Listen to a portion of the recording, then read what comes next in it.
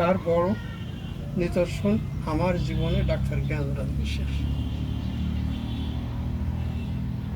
সেক্ষেত্রে আমি যে অস্তিত্ব নিয়ে টিকে আছি আজ পর্যন্ত, সেক্ষেত্রে জন্মদাতা গর্ভধারিণী পিতা মাতা ভিন্ন অন্যান্যদের মধ্যে ডাক্তার জ্ঞাননাথের অবদান তুলনাহীন।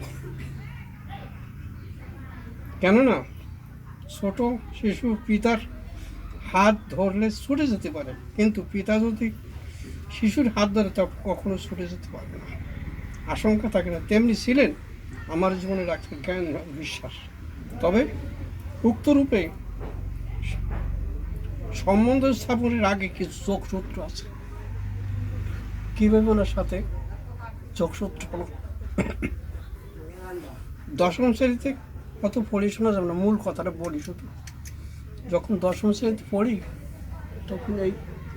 তখন বাবা মারা যায় পরীক্ষার আগে। এই পাশে আমাদের জ্যাঠাতো ভাই ছিল, নিয়ে আমাকে নিয়ে এখানে নানার ধারে যাই বলছে, ডাক্তার আমি ছেলেটা কাউকে দিয়ে এমনি আগে যখন 6-7 পড়তাম পথে কাটে দেখালে আমার চড়াই ধরতেন, মাথায় হাত দিতেন, পিঠে হাত দিতেন। এটা আমার মনে পড়ছে, ওই হিসেবে শ্রদ্ধা ভক্তি করতাম। সে ডাক্তারমশাই বললো কি যেন, উপেন বহু ছেলে তোমার কাছে দেশে একটা তো মানুষ করতে হবে না, তুমি আবার কোন ঝামেলা আবার গাড়ি চাপাও। তো উনি বললেন যে ডাক্তারমশাই বহু মানুষের ছেলে দেশে, আমি একটা ছেলে আপনার দিয়ে গেলাম। ওই যে বাবা, ওই বাবা না বাবা, কিন্তু তখন আমার দেখে দেয়নি। ওই পথে কেটে দেখাও তো আমি সেইভাবে শ্রদ্ধা ভক্তি। মেট্রিক পরীক্ষা দেবো না, ছিল স্কুলের তৎকালীন হেডমাস্টার রাজা মিয়া বন্দিস, অত্যন্ত স্নেহ করতেন। উনি আমাকে ডাকিয়ে নিয়ে পরীক্ষা দেওয়ার ব্যবস্থা করলেন। দ্বিতীয় বিভাগে পাশ করলাম, ওষুধ থেকে হেরে দিলাম। শেষে ছেলেমেয়ে হতো না, বাবারা দেখালে ছেলেমেয়ে হলো। তিনি তোলা 10টা টাকা, এই 18.5 টাকা দিয়ে ভর্তি হলাম কভার ক্লাস। তখন শিডিউল কাস্টে স্টাইপেন্ড পাওয়া যেত, বেতন লাগতো না। ফাইনাল পরীক্ষা বাক্সি দিলেন, বাক্সি 4500 টাকা দিয়ে হতো। ওই সব কথা বলা যাবে না তো, কোনোভাবে পাশ করলাম, বিয়েতে করি, বেতন লাগে না। ওই পরের নোটা নিয়ে বইয়ে নিয়ে কষ্ট করে করে পড়ি। যেদিন ফর্ম ফিল আপের রাজলেট জামায়াত মাসাল হেড ক্লার্ক, আমি গোপালগঞ্জ থেকে 5টা বাজে গেলে টাইম শেষ হয়ে গেছে, 40 মুক্ত কাল। তো উনি ওই বেদগাঁও দেশে যাচ্ছে, আর আমি এদিকে আসতেছি, আমার দেখে উনি ক্রস করে আমার জড়াই করছে।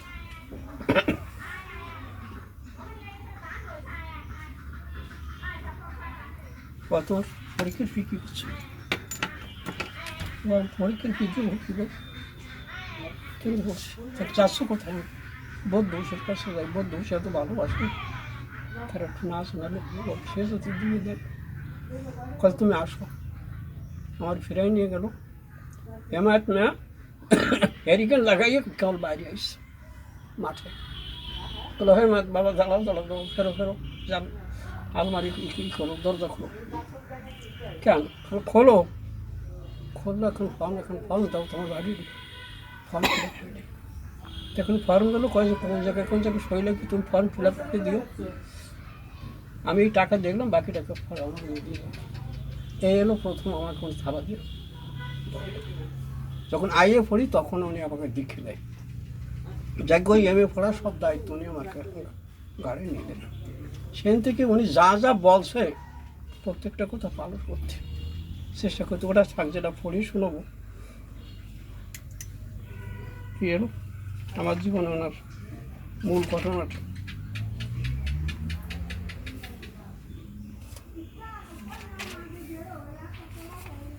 কাজ করেছি, ডাক্তার গোস্বামীজির কথা ছিল আমার একটি সাধনা একজন পিতা এবং একজন মাতা, যোগ্য মাতা তৈরি করে দেওয়া। চেষ্টা করেছি, পেরেছি কিনা জানি না। তো বিশ্ববন্ধু সেবা সংঘের কেন্দ্রীয় কমিটিতে আমাকে সহকারী সাধারণ সম্পাদক নিয়োগ করেন, নিজে সাধারণ সম্পাদক কাজ করেন। ডাক্তার গোস্বামীর নির্দেশ মতো কাজ করতে চেষ্টা করেছে। ডাক্তার গোস্বামী শ্রীমদ্ ভগবদ্গীতা নূতন আঙ্গিকে বঙ্গানুবাদ ব্যাখ্যা করতে নির্দেশ দিয়েছিলেন।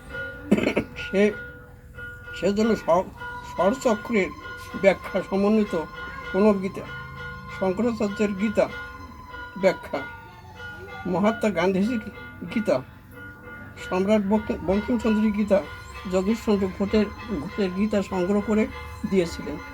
কথা পালন করতে সমগ্র গীতা ব্যাখ্যা করেছিলাম, কিন্তু ছাপা হয়নি।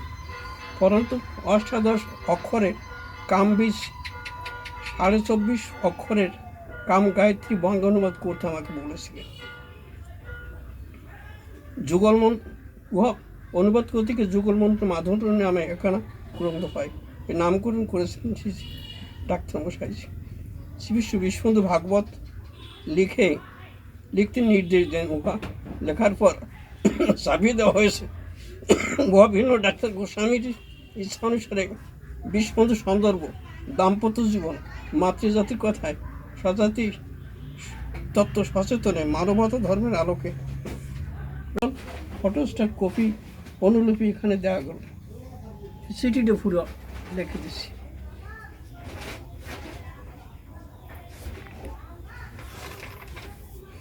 ডাক্তার গোস্বামীর উক্ত পত্রে উল্লেখ করেছেন, যুগ যুগ ধরে নিপীড়িত, নির্যাতিত, অবহেলিত জাতির ভবিষ্যতের কথা চিন্তা করে আমার ক্ষুদ্র চেষ্টার হাতটুকু সম্ভব চেষ্টা করেছে। আমার আর সময় নাই।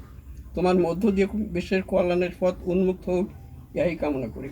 উক্ত নিপীড়িত, নির্যাতিত, অবহেলিত জাতি কারা এবং তাদের কল্যাণের পথ কি, সে বিষয়ে আমার একান্ত কল্যাণার্থী ডাক্তার গোস্বামী ও শ্রী শ্রী বিশ্ববন্ধু সুন্দরের অযাচিত করুণায় প্রাণে যে সাড়া পেয়েছি তার নির্মিত তুলে ধরছি। ইতিহাস দৃষ্টি জানা যায় নামকরণ করে গেছে যুগলমন্ত্র। পড়লেই বুঝবা না।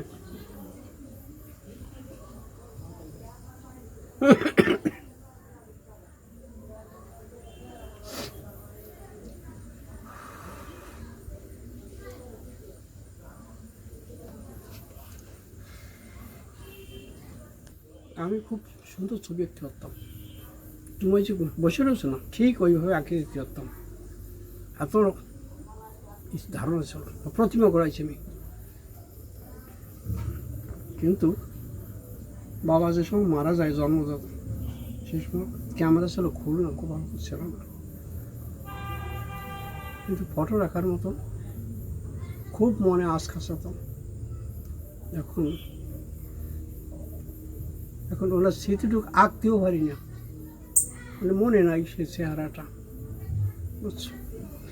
তো হঠাৎ একদিন এসে করছে, নে বাবা, আমি বসলাম, আমার দেখ থেকে আঁক। ওই যে দেখ, ওই যে দাগ করে গেছে ছবি, যেখানে দাগ দিই সেখানে হয়, যেখানে দাগ দিই সেখানে হয়। হলো তো ইসি যাইয়া সিংখালি বাজারে যাইয়া ওই পেন্সিল আনা মনে গেরু বসুন দেবো, ওই সেই ফটোটা সুন্দর, গেরু বসুন টসুন নাই।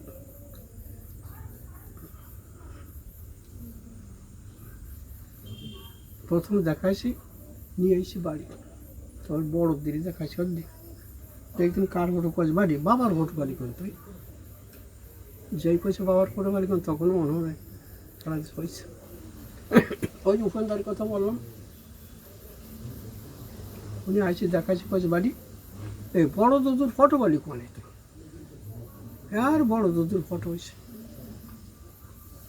সত্য সরকার আস যেটা তো ভাই, উনি কইছে বড় দুধ ফটো বাড়ি করে, যারে দেখাইছে সে বলছে ঠোরের ফটো হয়েছে।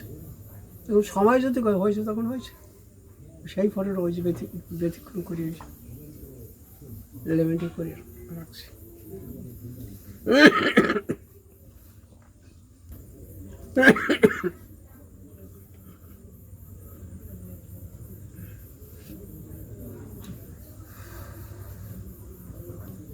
সাথে আলাপ করছি, খুব সুন্দর লোক ছিল, ভিতরে কোনো গোল ছিল না।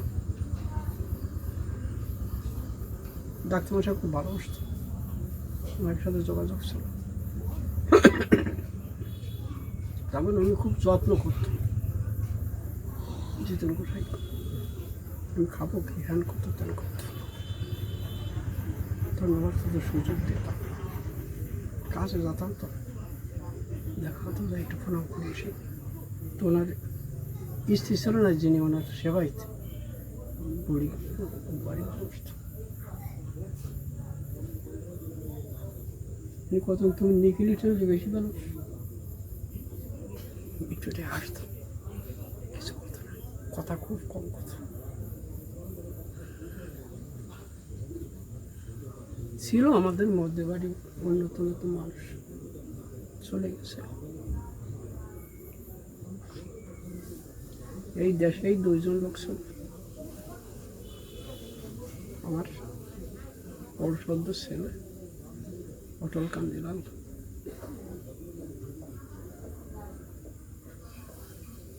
আসছিল নাম জানে কি, অবশ্য তাকে ছিল ভৌতিক শক্তি, ঐশী শক্তি নিয়ে।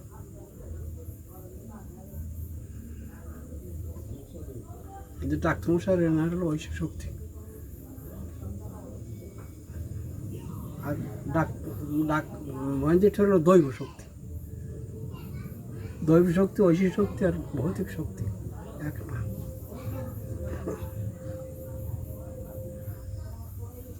দৈব শক্তি মানে কি, যা তোরে দিলাম,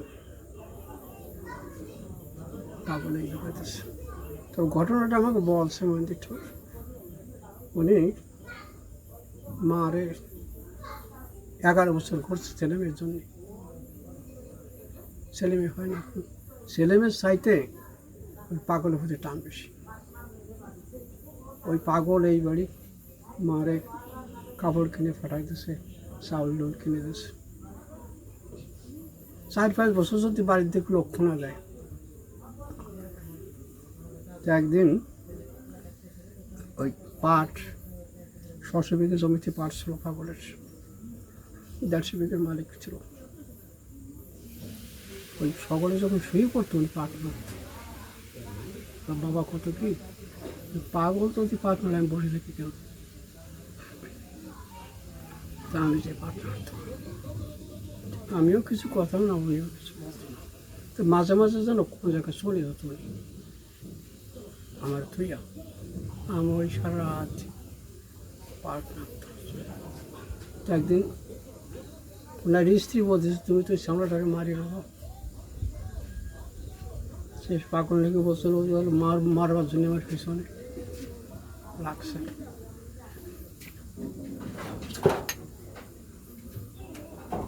সে একদিন হঠাৎ 21 দিনে দেখবো সে আমার জন্য একটা নতুন খেলা খেলেছি। সেদিন বলছে বাবা, পাগল ছিল 5-7 লম্বা, 18 ইঞ্চির। আমি দেখছি পাগলটা যেমন স্বাস্থ্য ছিল, লম্বা ছিল, মন্দির ঠোরের এই মাইল পর্যন্ত ছিল মাথা, এর উপর দেওয়া নেই। গেছে তো জায়গায় একটু জল বাঁধে, জায়গায় হাঁটু জল বাঁধে, জায়গায় শুকনো। এবার কোন জায়গায় যাচ্ছি, কাঁঠার খোসা খাচ্ছি, হান ত্যান করতেছি, হাঁটতেছি, কিন্তু দেখি পাগল জানতে যায় আলো, ওই আলোর পিছনে হাঁটি আমি। হঠাৎ এক জায়গায় যেয়ে দাঁড়াইছি, আমার মাদা জল, ওনার এই দাপনা জল বলে নিচে যে পোকে কামড়ায় ঘামিয়া ভাসে যাচ্ছে। তো উনি করছে আঁটুটা ভাঙিয়ে দিয়া আমার আঁটুর উপর বসাইছে বাবারে। হঠাৎ কোন ভাষার জন্য কথা বলতেছে,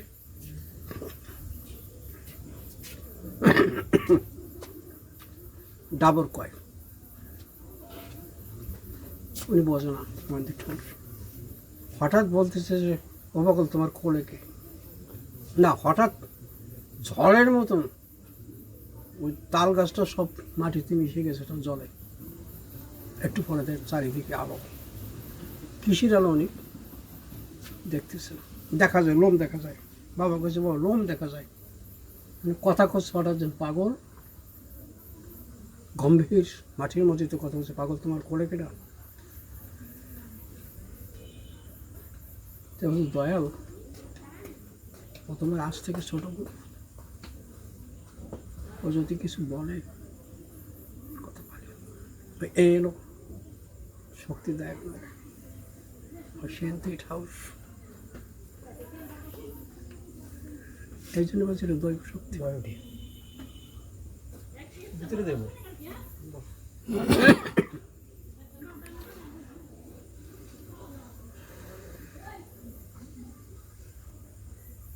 একবার পদ্মার পাড়ে একজন মহিলার ঘাড়ে ব্রহ্মদস্যু আসলো। ব্রহ্মদস্যু সবচেয়ে শক্তিধর, উপশক্তি বলতে, মানে ব্রাহ্মণের ছেলে বা মেয়ে অপমৃত হয়ে মারা গেলে, মানে অবৈধ সন্তান অপমৃত মারা গেলে ব্রহ্মদস্যু হয়। তো সেই মেয়ের ছেলেটা যত কবিরাজ গেছে মার খেয়ে চলে এসে, তখন পাগলের দ্বারা তারা আইছে, পাগল যাওয়ার কথা স্বীকার করছে। বাবা নাকি বলছে যে পাগল তোমার লোক করা ঠিক হয়নি, এখন যেদিন আসবে বাবারে বলছে যে তুই আমার সাথে নামে যাবো না, আমার কাজ আছে, তুই নেই চোখ পুজো করে যাও বলি তুই যাবি, কালি তুই যাবি না, সকলে না কইছে, কথা কই বোঝা যায় শিক্ষিরা জন্য যাবে, মানে কথা তো শুনে যাবে। সে বাবা নাকি বলছিল যে পাগল টাকার লোভ করে সেখানে যাওয়া আমার ঠিক না। পদ্মার ওপার গেছে তো সন্ধ্যের দিক, তো ওই মেয়ে ছেলে মানে হাড় আনিয়া সিঁদুর ফোঁদা দিয়ে বাড়ি, মানে পাহাড় সমান এসে বানাইছে, পুজো দেয়। তো বাড়ির থেকে রশিখানেক দূর নদী, ওই পাগল নিচে দাঁড়ানো অনেক বাড়ি, এই দুইজন ওই ডাবর খাওয়া পাচ্ছে, কোন ভাষা বোঝে না। ওই রাত তো গেল, পরের দিন সারাদিন গেছে ওই জায়গায়, দুইজনে কথা কোনোজন করতেছে। পরের দিন রাত্রে বলতেছে হে পাগল যদি বাসিস বেলা ওঠার আগে পদ্মার ওপারে যাবে। তো ওনার সাথে যিনি গেছিল যে শক্তি, পিছনে তো চলে এসেছিল পাগলের, অত বড় শক্তিধর মানুষ, ওই যে দয়াল চান পাগল চান সেও যায় নাই। তখন ওনারে নয়াত লম্বা খান শাল কাঠের নৌকা, 7 জন লোক 7খান বটি ধরে যখন ভাসাচ্ছে, ওই বিটি এসে নৌকো ধরে টানতে ফাঁসাল, নৌকো ভাঙে গেছে, লোক মারা গেছে একজন।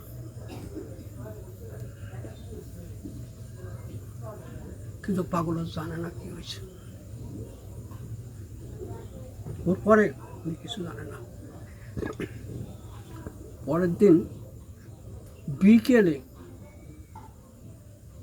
হরি ঠাকুরের ছোটো ভাই শরীফ ঠাকুরের বাড়ি পদ্মবিলা, ওনার 2টি স্ত্রী ছিল, তো উনি বড়ো স্ত্রী গেছিল কড়পাড়া বেড়াতে, যাবার সময় দেখা যায় ওই পগারে শুকনো জায়গাটা আদা বয়সী লোক আসে, শ্বাস আসে, তখন ডাক দিয়েছিল তোরা কেটা কোনো জিনিস দেখ কেটা জন্য, তো ওনারে নিয়ে জ্ঞান ফেরে রাত 9টার দিকে।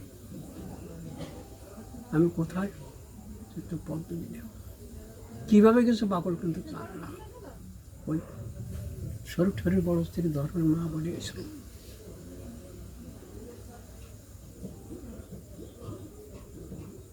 মানে ব্রহ্মদশী এত শক্তিশালী হয়,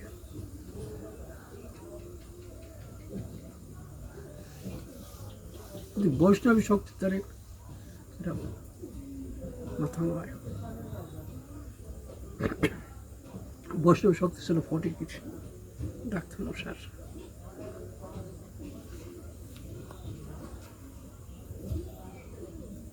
লক্ষণবালের দুটো ঘটনা পড়ি।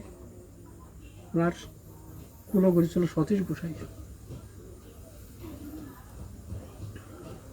উনি দাঁড়া থাকতো, একদিন ডানা ধরে টান দিয়ে আসছে, চারটা খাইছে খাইছে খাইছে খাইছে, আবার কোনোদিন সামনে থেকে পিছনে টানিয়ে আসে। একদিন লক্ষণবালা কয়েছে, তুমি খালি ফলা খাইছে খাইছে খাইছে, কেউ দেখিনি কিছু না, চপ তোমার সাথে যাবো না।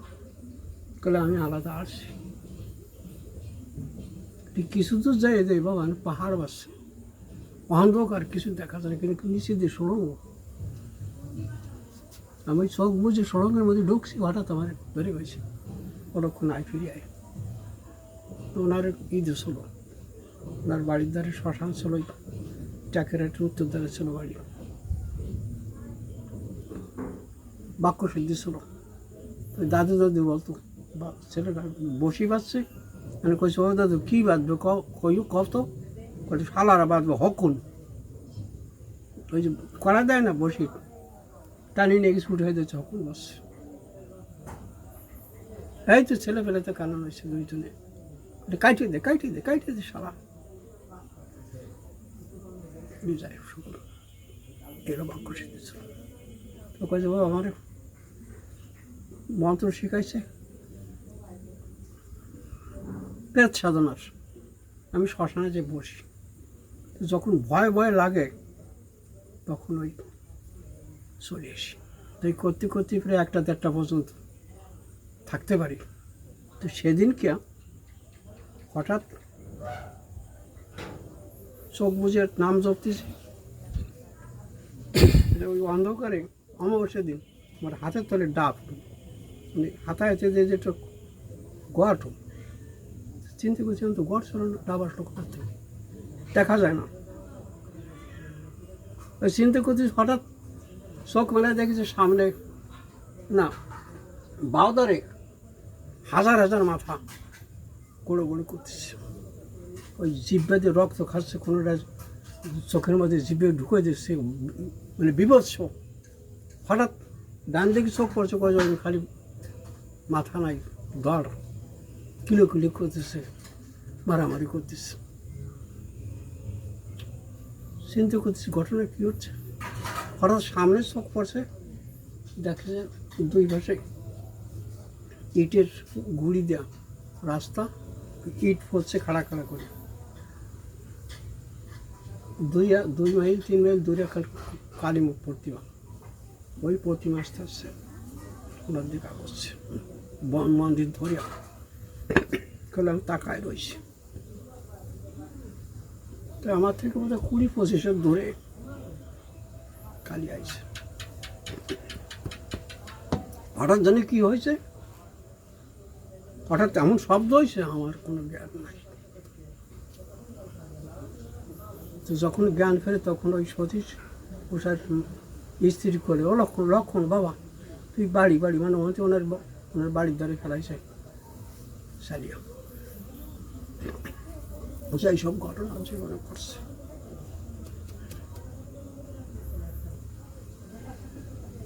ওনার বাড়ি যে জাগ্রত ছিল মনসা, 5 মাথার, বহু লোকে দেখছে।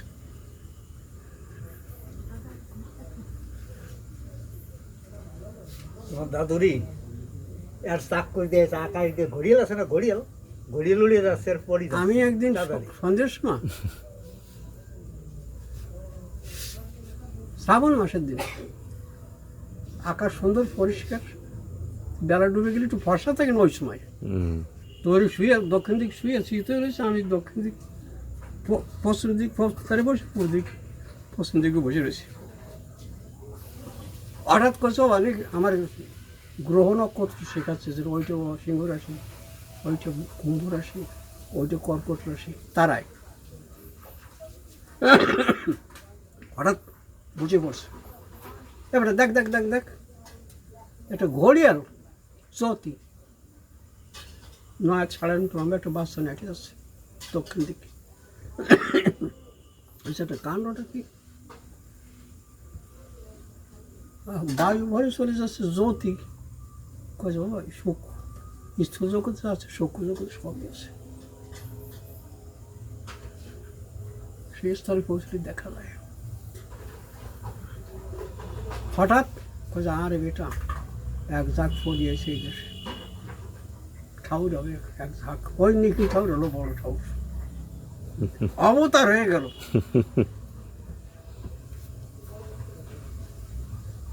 সেই অবতার হবে সেই লক্ষণবালার ধ্বনি শেষ হয়ে গেল আমি একদিন দেখতে গেছিলাম রে বেটা তুই গেলি থাকলো বিষয়টার কথা তোর মনে আছে আছে বল কিটা দিত তা কেউ দেখতো না হাতে ওনার হাতে আসতো অলৌকিক ঘটনা সব মানে যতই ব্যাধি হোক লোক বেরোয় না যতই ব্যাধি হোক ওই সময় সেই জল খাওয়াই হাসে চলে জল খাওয়ানি সারি গেছে আগে বাড়িও যত লোক আসতো মানে এই দুই বাড়ি এই জায়গায় লোকে লোকারণ্য থাকতো এই যে বাড়ি নৌকা